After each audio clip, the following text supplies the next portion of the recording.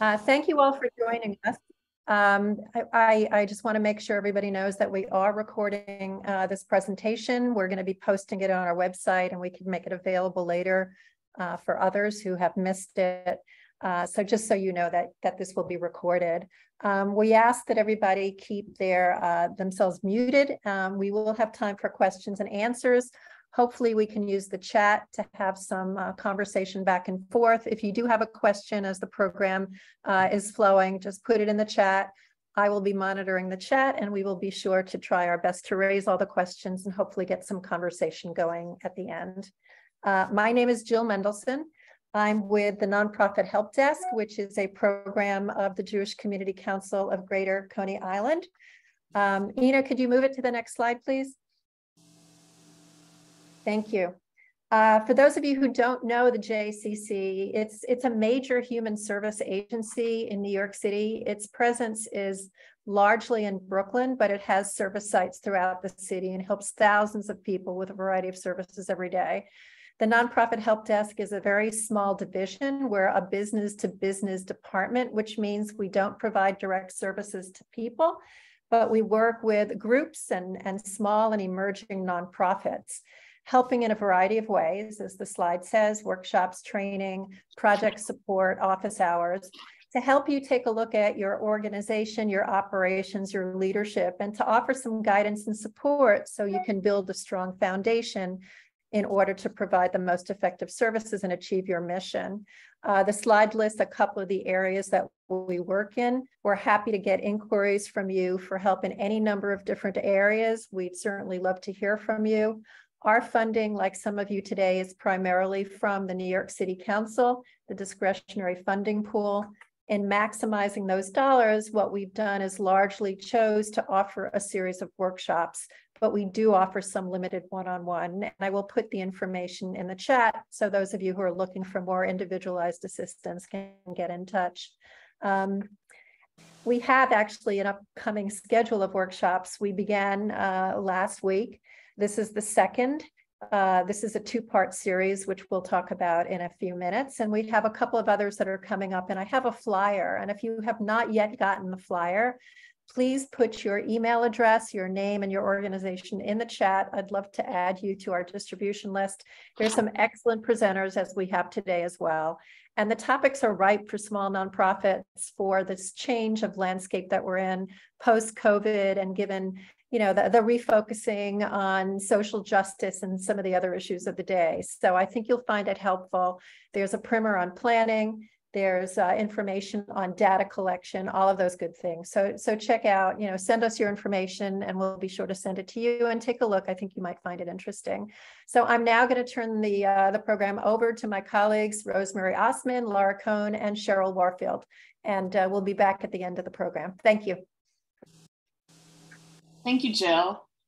So I'll just start out by saying, if you, and Lara mentioned this, my colleague, in the chat, if you participated in our session on storytelling in the spring, we'd love to know that. It always helps us understand who we're presenting to. If not, and this is your first time, welcome. My name is Rosemary Osman. I am the president and CEO of Rosecom. We are a strategic communications firm based in New Jersey. And we work with a variety of clients in the healthcare, education, and government sector. And we also do a lot of work in the nonprofit world, which is how I was connected to Jill many moons ago. And we are thrilled to be here to talk to you today. And hi, I'm Lara Cohn. I'm an account director at Rosecom. I have nearly 3 decades of experience pitching and placing stories with all national media in both print, broadcast, and online. And then I also wanted to introduce our guest today, Cheryl Warfield, who was a client of ours through the Nonprofit Help Desk. We worked with her, and today we'll talk about her story. She is the founder and artistic director of Manhattan Opera Repertory Ensemble, or better known as More Opera. And that is a New York City-based nonprofit vocal arts organization. And she's blazing a trail in culturally responsible musical programming and arts education. So thank you. Ina, you can go to the next slide. Okay, great. So this is what we plan to cover today. our focus really is on Cheryl and the work that we did with her, so that we can give you that behind the scenes perspective on the kind of help that we provided and what that yielded. But I first want to start with a foundation of what does it mean to be an effective storyteller? Because without that foundation, I think the execution that we did for Cheryl won't make as much sense and certainly won't feel applicable. We'll cover why stories matter, why we take the time to craft and tell our stories. We'll talk about the importance of messaging that is both strategic as well as compelling. We'll talk about the different communications channels that are available for you to tell your story. And then finally, we will go behind the scenes and talk about what we did with Cheryl and give her a chance to tell you what the experience was like from her perspective.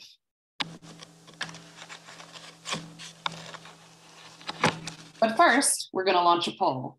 So I will do that now. We would love to hear if you or your colleagues at your organization where you currently are, if you've ever been interviewed by the media about your organization, just so we can get a sense of what your experience has been.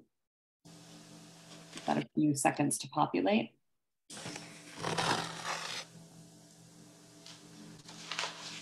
I think maybe everyone who has answered is going to answer. So it looks like most of you, I will share the results, 80% of you have had the opportunity to be interviewed by the media before, which is great. So I would love to hear from those of you who have had that opportunity as we go through our presentation today. If you have any experiences that you want to share with the group or any questions that you have about those experiences, feel free to chime in.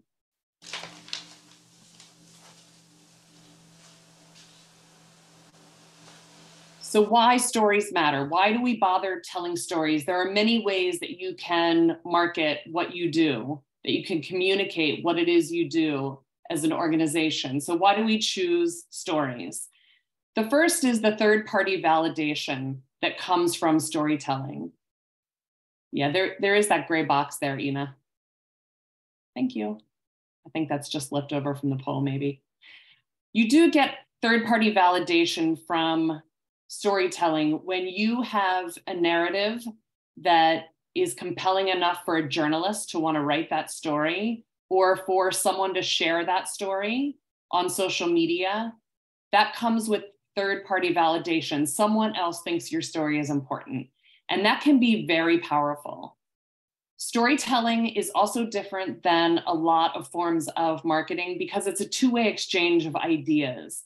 Think of it more like a conversation than what you might think of if you were planning an advertising strategy where it's more of a one-way communication. And that third-party validation means that people are more likely to believe that information. If someone shared this with me on social media or a journalist chose to write this story, it has more credibility and therefore I'm more likely to act on what I see. So that might mean attending an event, that might mean making a donation, a lot of the kinds of actions that we know are important to your organizations. Storytelling also, if you think about it as news you can use. So rather than just selling what you do as an organization, think about the news that you have that can be useful to your target audiences. And that's how you give more of an editorial lens to talking about what you do. And then finally here, when you do proactive storytelling and you really help people understand who your organization is, who you serve, and why you matter, you are building your reputation and you are protecting your reputation.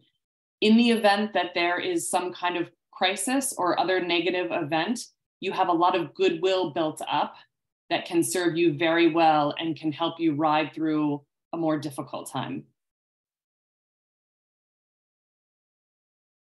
Now I want to talk about the channels that are available to you. This is the PESO model. We did not invent this.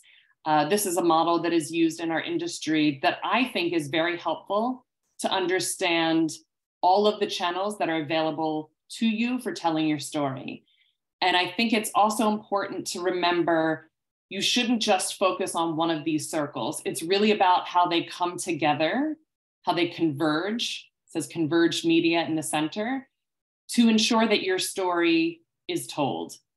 So we tend to start in the earned media bubble. That is convincing a journalist that you have a story that's worth telling, or you have an expert on your team who is a source worth interviewing.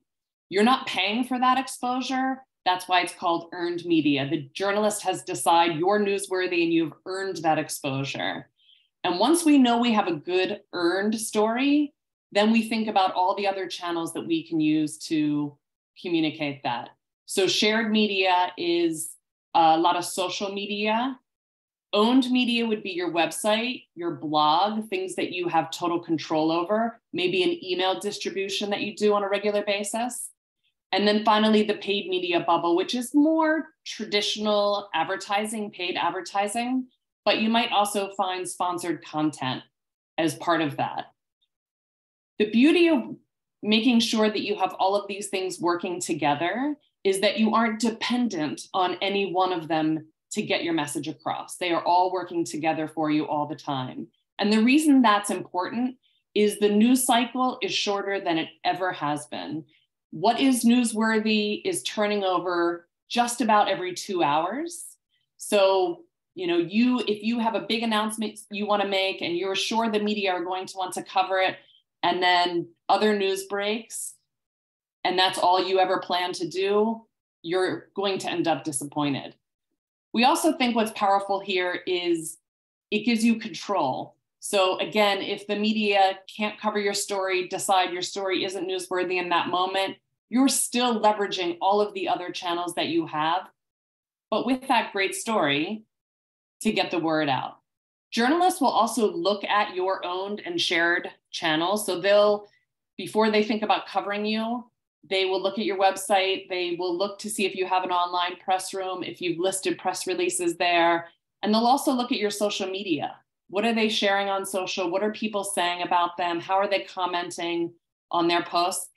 And journalists are people too, so they live on social media channels just as much as the rest of us. And they may actually uncover a story based on something that's trending on social. So again, that's another example of how all of these bubbles come together. And then finally, for the younger demographic, we really have to remember that they aren't paying attention to the news media the way that those of us who have been around for a while are. And they often start in the shared space. So if they're curious about something, they'll go straight to TikTok, straight to YouTube, maybe Instagram.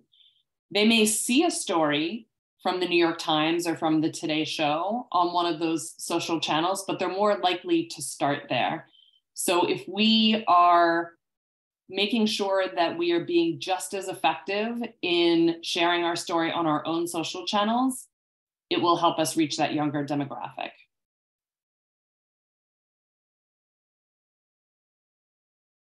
So let's talk specifically about that earned media category of the PESO model, because we understand from talking to nonprofits like the ones that you are affiliated with, that this sometimes is the hardest bubble for them to do on their own. What is public relations? It's more than a press release. So often people think, when they hear the word public relations, they think, oh, that's putting together a press release and sending it out to the media. And it's so much more than that. Most stories that are told that started from an organization, in other words, it was an idea of the organization pitched to the media, that story happened because of a pitch, not because of a press release. So yes, it's a good idea to write a press release to frame out your story, but understand it's going to come because you're paying attention to what's happening in the media.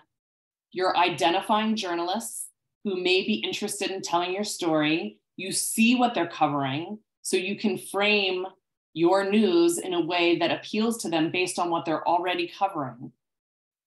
You also have to remember that if they say yes to a story, you have to be ready to go, because they're almost always on a tight deadline and they need you to respond very, very quickly. If they say no, you have to be ready to not give up and to go back to them, to try again with a different angle at a different time. The phrase timing is everything is sort of cliche, but it's actually very true in media relations. Hitting a journalist right when they are thinking about something is the perfect moment to get them. And then finally, when you are successful and you have a story run in the media, don't just let that be the result. Think about how you can take that piece of media coverage and leverage it across all of your channels. Send it out in an email to your entire news database. Let them see that the media covered you. Share it on social media. Share it a bunch of different ways. Don't just share the clip. Make a video about it. There are many, many ways that you can leverage or merchandise, as we like to say, that coverage. Before we leave this slide, I will say that press releases still are very important. They are a fundamental tool to what we do. What's different today is they're not just written for the media.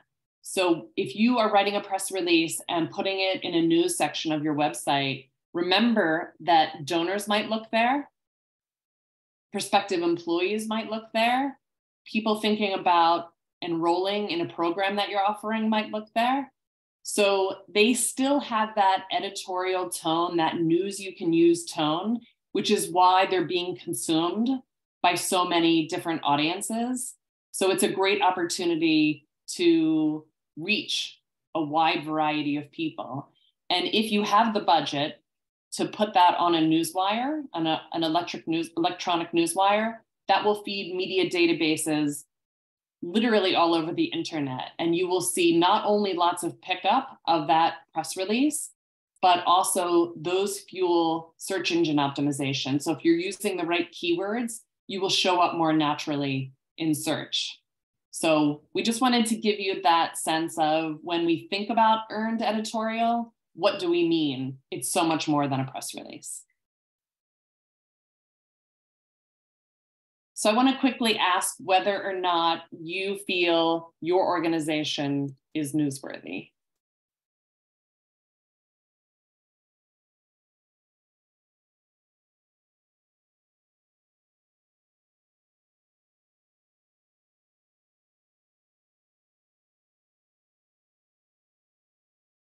I'm seeing a lot of positivity, which excites me. Awesome. All right. I'm going to end the poll and share the results. 100% confidence that there's news value here, which is great to hear. So let's talk about news value as our next topic. First of all, being a good source to the media in and of itself is news value. So who are your spokespeople? What are they prepared to speak about? Can they do an interview without just being a self-promoter? Can they have a conversation about another topic and then find the way to bring your organization into it? Do they know what people want to hear? We always say the magic is that intersection between what it is you want to talk about and what the rest of the world is already in a conversation about. And when you can find that intersection, you know you are ready to be a good source. You have to be easily accessible. I've already talked about that. When a journalist is ready to go, they're ready to go, and they'll often quote the first person who can give them an interview. They also want to hear from people who naturally talk in sound bites. So they want quick answers to their questions. And if you are in a position to say something that no one else is saying, that will also really help you stand out and get called time and time again. So often organizations respond to something that's happening in the news, but they're just saying what everyone else is saying about a topic. And sometimes that's the safe position to take. But if you can say something that stands out and is different, it will serve you well. And then I want to run down the list of anytime you have a news announcement, it's important to ask yourself these questions because journalists are asking themselves this when they see your pitch, when they see your press release. Is there a good hook for this story? And I won't go through all of these. We'll share this presentation with you so you'll have them. But these questions can be very helpful in thinking about how to frame your news. Timeliness, this is number one, the most important. Why should I cover this story right now, in this moment? What is the sense of urgency? I also want to talk about novelty. And I mentioned this earlier with the, if you can say something no one else is saying, is what you're doing a first, or is it counterintuitive? How is it different than what people would have expected? Controversy, if there's a controversy you can get comfortable with, can also serve that same purpose. Human interest, always, they will always want to know if there's an individual with an anecdote relevant to the news that you're sharing that they can talk to. They need that real life example in their story, and they may actually start the story telling that anecdote and then talking about the bigger piece of news. And then finally, trendworthiness.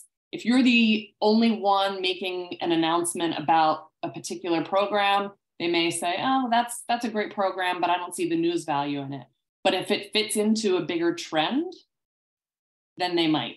And we've actually had a journalist tell us, once I hear about something 3 times, that's when I know there's a trend and it maybe is something I should cover. And then messaging. I mentioned earlier the intersection of what you want to say and what everyone else is talking about. And this comes down to your messaging. We say stick to your script here, but it's not really a verbatim script that we're looking for. It's more, what are the 3 ideas that I'm going to communicate every time I do an interview, every time I sit down to write a donor letter, every time I think about a blog post?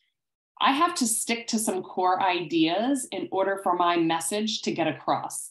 Otherwise, I am diluting my message. I'm saying too many different things. People don't know what I stand for. So that idea of less is more is very true with messaging. Think about 3 main topics that you want to address. Once you have them, you can also think of them as your islands of safety. So if you're anxious or your spokesperson is anxious about giving an interview, knowing these are my 3 topics, no matter what questions I'm going to be asked, I'm going to find a way to stick with those 3 topics. You can think of them as islands of safety. I'm going to keep bouncing back to those. Once you have the 3 main ideas, making sure that you back them up with proof points, make them believable. And then also the anecdotes that I just talked about, the example of a person, more of a character-driven narrative to support this idea. And this will make more sense when we talk about Cheryl's messaging, but having that messaging before you make a news announcement is really, really important. And then with the strategic pillars, that's really about, there are many, many topics that you can choose to address as an organization. So I'll just give an example. We have a client that manufactures playground equipment, and they decided childhood obesity is a logical place for them to focus. There are many, many topics that they can address, but they only have a handful. And then that way people will know with their brand what issues they're affiliated with. And that just gives you a great strategic framework for staying focused.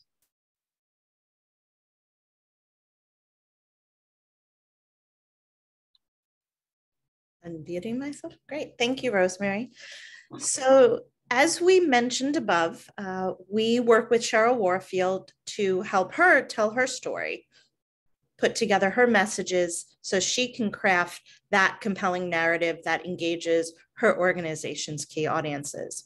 And when we first spoke with her, we had many conversations with Cheryl and, trying to pull those nuggets out of her. And when we started out, we asked her a list of questions to get to know her better. And that helped us prepare the messages and uncover a few stories and key pieces of information, that hook that Rosemary mentioned that we wouldn't have known about otherwise from just looking at her website or her social media. And some of the questions that we asked her, and these are questions that you can ask yourself, you can have someone else ask you. We asked her, what is her vision for her organization? When she meets someone and they ask her what she does, how does she respond? What is her elevator speech? And then another question we asked about 10 questions, but another important one, we said, what is your proudest moment? And what is most meaningful to you? And that's important because then we'll share how she came up with an anecdote, told us about a story that really helped us with the messaging. So again, all of these are great ways to make sure you have the key elements that you are going to include in your pitch, in your news release, and any other content that you share with your audiences. And again, like I said, these are questions you can ask yourself or have a friend or family member ask you. And at the end, we're going to share a link to tools that will have these questions for you. So you can look at the ones specifically we asked Cheryl, but then tailor them to your own organization. So when we were interviewing Cheryl for her messaging, and we asked her all of these questions, we actually stumbled upon a great story, that human interest story, that light bulb moment for us. And it was what she called her Oprah of Opera story. And if you follow Cheryl on social media, you'll see that she has an Instagram called Oprah of Opera, actually. And she told us this just as an aside, just as a funny story. And we said, wait, this is so much more than that. We knew that this was a great story that we could tell the media because they love those tidbits, that great headline, Oprah of Opera, we saw that could really run everywhere. And we knew we had to record it. So we'll share with you a little later on her story and how we recorded it and how it was shared through different examples, how we used it to tell her story in the media, and also, as Rosemary said, through her own channels, through her social channels, and through the Earn channels. So from our conversations with Cheryl, we crafted some key points. We crafted a descriptor line that she could use in her press release. And then we also crafted some supporting points, as Rosemary was saying, that she could use for each message. One, for example, we put together her mission statement. So More Opera's mission is making opera and classical music accessible to all. Short, sweet, simple, that we could use when reaching out in a pitch.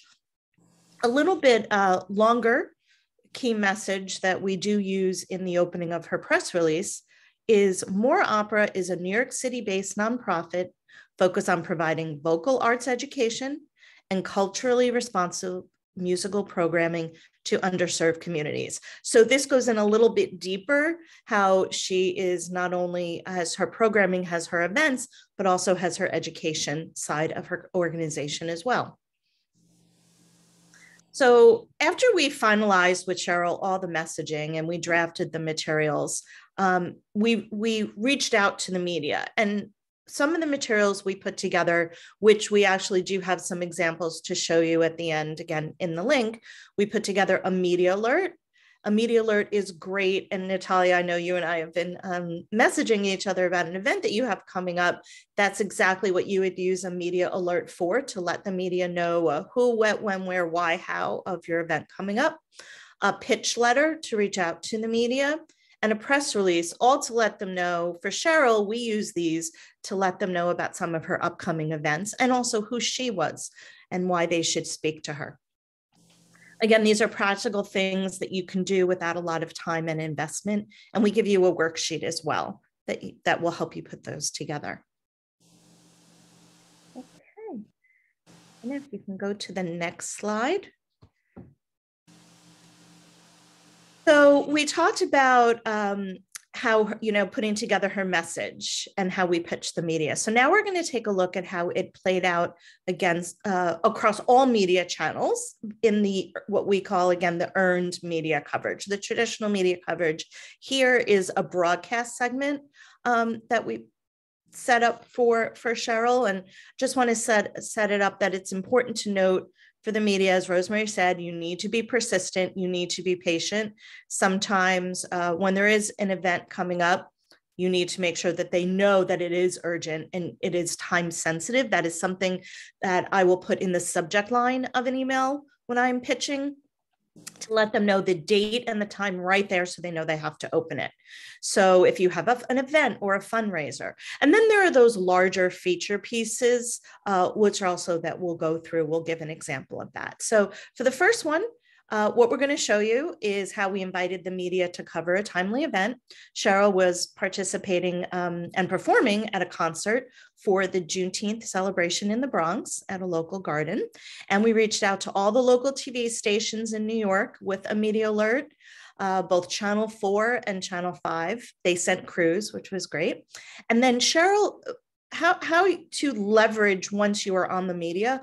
What Cheryl did is she obtained permission from the stations to then post these clips on her social media channels. And if you have a newsroom on your website, you would post those as there as well, or in any of your outreach, if you have a newsletter or if you have emails to your donors or to your prospective partners, you would include these as well to show where you've been in the news, we like to call them. So, Ina, if you can play the first segment. Thank you. Right now on 8 o'clock news. And as our nation prepares to mark the Juneteenth holiday tomorrow, celebrations already underway in our city.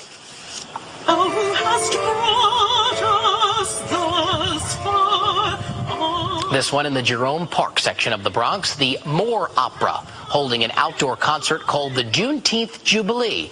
Featured opera and classical music. Juneteenth commemorates the day in 1865 when slaves in Galveston, Texas found out they were free, more than 2 years after President Lincoln signed the Emancipation Proclamation.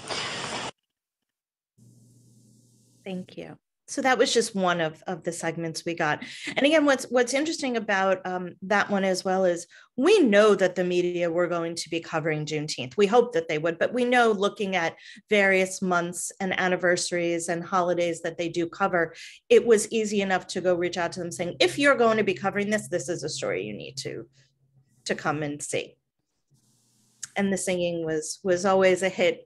Media love visuals. So if you can include that, that's great. So the next example on the next slide is more of a bigger feature story, a thought leadership segment. This is where we pitched Moore Opera's mission of bringing awareness of opera to underserved communities, making it fun and available for all. This is a show on Fox 5 called Good Day Street Talk. And we are aware of the show. We've been following the show, and that's important to research the media to understand what they cover. Actually, I'm going to share with you in a little bit a link to a blog post that I wrote about being a news junkie. Watching a lot of TV, I knew this show, and I knew that this show would be great for Cheryl. So what we did is this is where we wanted to highlight her as a role model, that we knew she had a special and unique story to share, and we knew that this was the perfect vehicle for it. So if you can play that segment. Yes, has performed internationally all across Europe, on Broadway, at the Met, right here in New York City. The self-proclaimed Oprah of opera. We're talking about professional opera singer Cheryl Warfield, who is also on a new mission aimed at reaching underserved communities. She's on the couch with us this morning. Cheryl, good morning to you. Good morning to you. Okay, we have to start at the most obvious thing here. The Oprah of opera. How did that come about? That is a fabulous story. I am also a teaching artist and have been for about 20 years. And I had an opportunity to do a residency in Crown Heights at the Albany Avenue School with very underprivileged children. And it was so remarkable to be able to bring opera and for them to see me as an opera singer and to identify with me. And I had a young boy, I asked him to go to the chalkboard to spell the word opera. Uh-oh. And he went to the chalkboard and wrote Oprah. Okay. Now, my first thought was that, of course, as a teaching artist and for him to learn to help him differentiate. But there was a moment in which our eyes met and I could connect with him and I realized what he was thinking. And he saw me, like Oprah, bringing new information to him. Oprah would bring information into people's living rooms. And here I was in his classroom bringing these new ideas and this beautiful music. And I just knew from looking at his face that he saw me as an Oprah of opera. A messenger, a deliverer, a presenter of information. Exactly. So how did you get started singing? I began singing from the time I was 2 years old, I'm told. And I was from a musical family and had the good fortune in northeastern Ohio being able to have lots of music programs in the school system, as well as getting private piano lessons and voice lessons by the time I was 13. I played my first aria, Quando men vo, from the opera La Bohème, when I was 15, just playing through the music. Mm-hmm. And I felt like I already knew it. And it was just a feeling of being home. And the music spoke to me. And from that point forward, I'd always loved singing. But from that point forward, I was an opera singer. So tell us about More Opera. More Opera began 20 years ago when I was actually a chorister singing in the extra chorus at the Metropolitan Opera. And I was surrounded by wonderful music and wonderful artists who wanted to perform. And I saw a need to actually be able to provide performances for singers, but also for underserved communities. I, in particular, wanted communities that didn't have an opportunity to come to the Met, to be able to hear outstanding voices, not just anyone singing. So what we do, actually, is that we put actually Met caliber singers, because from singing at the Met, I knew a number of wonderful singers at different levels, choristers, even soloists, who wanted other opportunities to perform. So we have that level, but then also I wanted a chorus, a sound chorus, because I was a professional chorister and I wanted to be able to give that to other people. And so you can be young, you can be old, you can be a lawyer, you can be a dancer, and we will train you to perform in an Italian opera chorus. In fact, I do want to say that I heard you on Sunday night delivering the news. Yes, ma'am. And the first thing that I said is, first of all, you have this very legato sound, meaning you speak so smoothly. And that's so important, especially in bel canto opera, to be able to do that. I would love to work with you sometime. Oh, no, Cheryl Warfield, here you go. Okay. but the point is that, and that is one of the reasons why our chorus is so diverse. We have people from all backgrounds who I call opera curious, that, you know, they maybe have seen it on TV or heard something that maybe they kind of liked or were interested in. Can I do that? You know? What's it?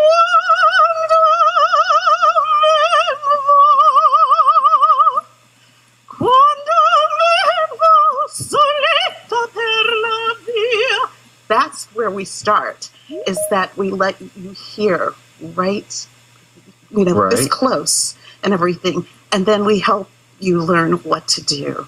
Did you notice how my posture changed when you started to sing? Because posture is, whether I'm teaching children, I also work with older adults and everything in between. Posture is very important. Breath control is very important. But also, when you're learning these skills, they're transferable. They're transferable to, you know, just public speaking.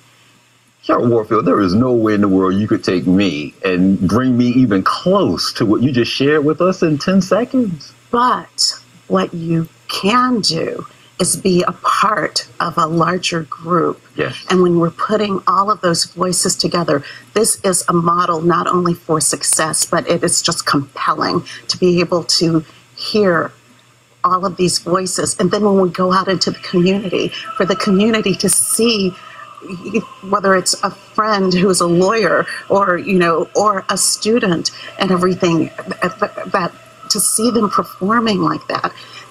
But then more importantly, though, is when we actually go into a community, especially an underserved community, and bring our voices Cheryl, so nice to meet you today, and continued success to you and what you're trying to do for our city. Thank you so much. It's a pleasure meeting you and hearing you. Thank you. All right, everybody, coming up next, we're remaking a New York City institution. We're talking about the work that's going on at the Thank you. That segment just makes me smile so much. I mean, of course, because of Cheryl, because of who she is, and she's an amazing singer. And hearing how charming she is with the host, I think that's actually very important too. To make sure you always either read a story or watch a segment if you're going to be interviewed. You know the media you're talking to. I think that was so great. And I will tell you, that was a long segment that doesn't happen all the time. So normally a segment could be 1 to 2 minutes. That was really a wonderful feature piece on Cheryl, and we're so happy that we were able to do that for her. I will say she was prepped. We wrote possible questions in advance. She can tell you we practiced with me playing reporter. So we made sure we did not know what talking to the producer, we did not know what they were going to ask her in advance. So we assumed and figured out where he was going to go with the story. I think it's also important to know that if you saw in the piece, there were photos and videos that we sent the producer. So it's always important to make sure you have your assets to give to the media that you can share with them if they need to weave into the story. If it's live or tape, they can always do that. So as Rosemary said in the chat, media is helpful for a timely event to plug, and when you have an event, or in donations, and also to raise awareness of yourself and your company. And they didn't allow us to do it at the end. They might have put it on screen. Sometimes they'll do that. They'll put your website or a phone number as well. Always make sure that you have a contact information. Okay, so let's look at her own content through social media posts. So we'll just go through that quick. I know we're getting tight on the time. So more opera on social media. The one on the left is where, when we mentioned the Oprah of Opera story, and that when we uncovered that anecdote, we knew that we had to not only tell it to journalists, but share it to her followers. So we took that exact story that she told to Good Day New York on Fox, and we recorded it ourselves. I will say there was a little bit of production. Thanks to Rosemary's husband. He was able to edit that perfectly for us to use on social media, but that's something that you can do simply on your cell phone, on your iPhone yourself, or someone capturing it for you. So if you do go to Cheryl's social media pages, please do, and check out where we run that video where she tells that exact same story. So again, now if you didn't catch it on Fox, you can see it on her social media. And then we also worked with some of Cheryl's partners. Cheryl is a member of the New York Opera Alliance. She works and performs with the New York Opera Fest. So what we did is we made sure that they were including Cheryl on all their social channels as well, tagging her, tagging More Opera. In the two that we have in the center and on the right, they actually featured her in their Women Wednesday series. So we supplied the copy to them based on the approved messages. And then they were able to post it, again, tagging and sharing that with their followers, who then saw Cheryl. And I believe that gave her a boost to her social media followers as well. So think about who your partners are, think about who those third-party alliances are, and make sure that you're helping each other out. Okay. And then before we go to Cheryl, I just want to let you know for social media, and we'll give you some information and she could talk about it. At the end of our engagement with her, we gave her a roadmap of how she can follow this herself, how she can continue to reach out to the media and do her social media on her own. She actually, which we didn't help her with, but she reached out to the Summer Youth Employment Program. It's a program that's paid for by the City of New York. And that's something that you can look into as well. You can get a free intern who, if social media is an area that you need help with, they can take that off your plate. And again, we have provided the link for the contacts for that organization. I believe it's broken out by borough of where you live in New York. And then Cheryl at the end can answer any questions that you have about how she worked with an intern to help with her social media. So now I'm going to turn it over to Cheryl, who will just talk a little bit about her experience working with us, but also being exposed to the media, how we uncovered her story. Thank you, Lara. Good afternoon, everyone. I am delighted to be here to speak about the communications public relations experience I had with RoseComm and how that journey has helped me learn to deliver a clear message about More Opera and what we do. But first, I must acknowledge the wonderful work of the JCC of Greater Coney Island's nonprofit help desk, who facilitated the technical assistance I received from RoseComm. The amazing support I received is why I'm here today. I was given many hours of guidance and support through a lens of positivity and kindness that will stay with me as More Opera strives to help others. I am forever grateful to Jill Mendelson, her staff, and all the consultants who assist small and emerging nonprofits. So I did found More Opera about 20 years ago to provide performance opportunities for opera singers like myself who were emerging artists in need of performing experience and to present performances to underserved audiences. As many of you are aware, starting a not-for-profit is a lot of work, and generally the founder or co-founders are the ones doing most of that work, often with limited resources.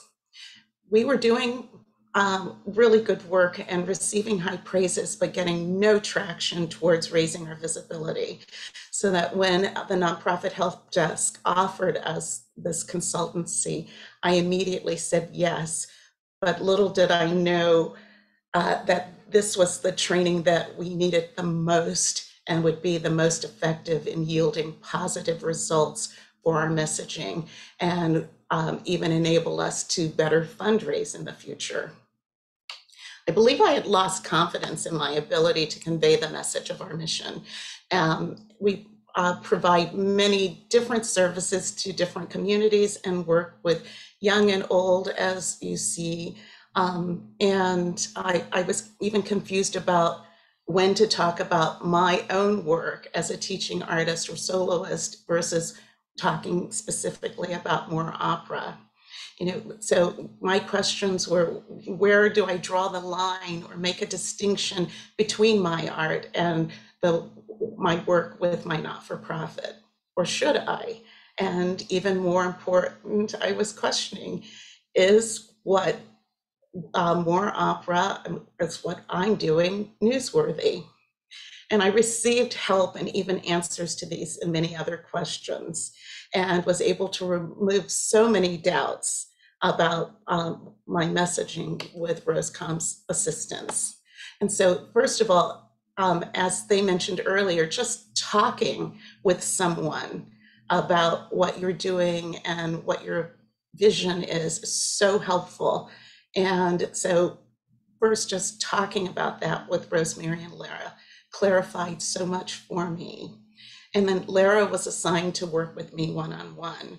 And I remember that we had so many conversations about all of what we had accomplished in the past and what we wanted to do in the future. And that actually helped to start rebuild my confidence in our mission and what I specifically was doing. And because I'm not one to boast or brag, I was finding some difficulty in telling my story. And through my work with RoseComm, I was able to understand just how important it is to think differently about this and to actually go ahead and, and boast a little bit. But most importantly, it was Lara's hands-on support that showed me how to convey our story across several media platforms in a clear, concise way that has helped us so much. There was just so much that I didn't know and didn't understand about how interconnected and integrated that media are. You have to have a story, and you probably do have a story, and you just need to be able to figure out how to convey that. And as they've already mentioned to you, they helped me identify aspects of my story that I didn't realize were so helpful in being newsworthy or identifying how to tell our story. And certainly the Oprah of Opera was an example of that. Or even talking about when I remember when I first used another term, the opera curious, that you could see in their eyes, even though it was a Zoom meeting, oh, something clicked there. This is something that we can use in the future for getting the messaging out. And I know that we're a little bit short of time, and so I just want to make sure that I cover the most important things. And I want to say, though, that I think the greatest ongoing and future benefit for my organization is everything that I learned about social media strategies and the pointers that Lara provided. I simply didn't know what I didn't know, starting with the importance and the effectiveness of hashtags. I had not been using hashtags. I knew that they existed, but I really didn't know why. And Lara showed me how to be intentional and exact with this process. And now, because of that, these new social strategies and posts and videos, we're better able to engage our community, whether I'm reaching out to older participants, which then I have to do on Facebook, or reaching out, to younger people on Instagram. We're not quite ready for TikTok yet, but it is in consideration. And because of what we've been doing, I now am in a situation in which I have both a famous soprano and a famous conductor who are following us on social media. And it's all because of the help that was provided to me with this consultancy and understanding how to use hashtags. And I think what happened first was that we had the good fortune that I was volunteering to perform for a concert for the to benefit Ukraine, and posting a little bit about that and using the right hashtags is what really increased the number of people who were following us. Yes, we need to do more, and there's never enough time, particularly for small organizations, but this is a great place to start. And if you allow yourself enough time or set aside some time to get this done, you will not regret it. And so would I do this all over again? Yes, in a minute. In fact, I just wish I had an opportunity to do something like this 5 years ago. But it's time consuming. It can even be a little bit frustrating sometimes, but oh my goodness, it is worth it, definitely. So I'm happy to answer any questions at the end of this session. And so now I'll turn it back to Lara. Thank you, Cheryl, for such kind words. It was really wonderful working with you through the nonprofit help desk. And we actually have some ways that other people can work with us. We'll give you at the end of the session. So, if you can just go to the next slide quickly. I know with time, I just want to make sure that is a QR code. If you hover over with your phone, you can link to the QR code, or I'm going to put it right there in the chat. And I do believe that the Nonprofit Help Desk will send a follow-up email with these links in it as well. So these are some tools, examples of a press release, a pitch letter. I mentioned messaging, questions, talking points, and there's also a worksheet that you can use to help you tell your story. And the next slide, as we talked about, this is a workshop that is 2 parts. So part 1 is today, and then part 2 will be held on Tuesday, January 10th. And for that, we are actually looking for volunteers, a few volunteers who are brave enough to pitch their stories to us and to the group during the session. I'm sorry, I'm just putting the link in there for you to sign up. So again, that is a QR code. You can hover over, take a picture, or use the link, the other link I just put in the chat. So here during this session, we will listen to your elevator speech. If you're struggling to get your story out or any media coverage help that we can provide, we can go through that. And then we'll also give you, again, real-time feedback, helping you define your message. And for the others that are joining on the workshop, you can listen in and take away some tips as well for yourself. Hopefully we'll get a lot of you to sign up. That is, again, a Google form. So please give us all your information and we can reach out and put you on our list to be a part of session 2, or for upcoming, as Jill said, upcoming sessions, one-on-one, possibly consultancies with the nonprofit help desk in the future. All right, so now we will open it up to questions. Please let us know if the question is for Rosemary, for myself, for Cheryl. I know we're a little tight on time, but we will stay on for another 15 minutes or so if you have any questions, and we might have a little treat for you at the end. So let us know. Thank you. Thank you. Thank you so much, Laura. And thank you, Cheryl. And thank you, Rosemary, for an excellent presentation.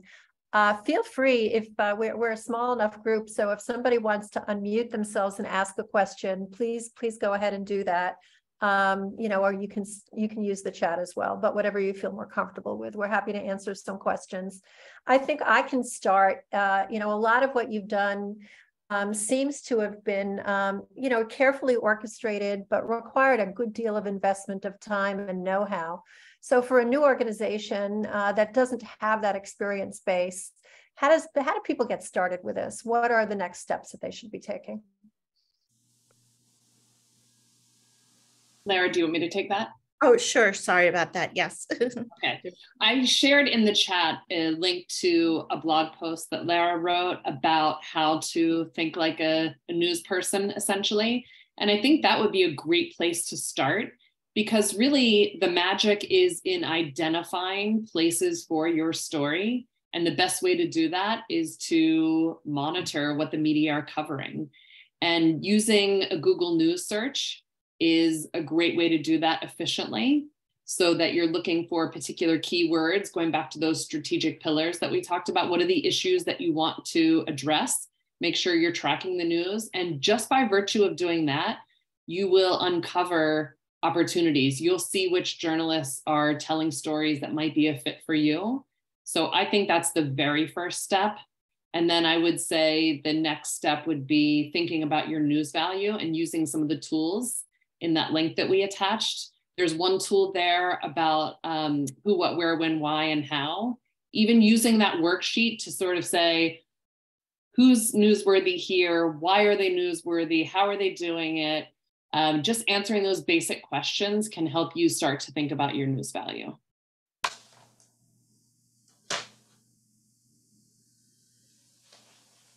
All right, I think some people, again, we're just at the end of the time, and I think some people had to leave. The calendars, rule our lives these days. But I do, again, want to just extend an invitation to anybody who was with us today. Feel free to reach out to us. If what, Ro and Laura did with Cheryl is of interest and you think you might benefit from some part of that as well, please let us know, because we're here to be helpful to you. And we hope you enjoyed the session. And I think, again, is there a special treat at the end? I don't know. It's a surprise to me as well. Cheryl, do you have a little treat for us that you would like to send us off into the holiday spirit? Well, yes. So I think this is familiar to everyone. Sleigh bells ring, are you listening? In the lane, snow is glistening, a beautiful sight. We're happy tonight, walking in the winter wonderland.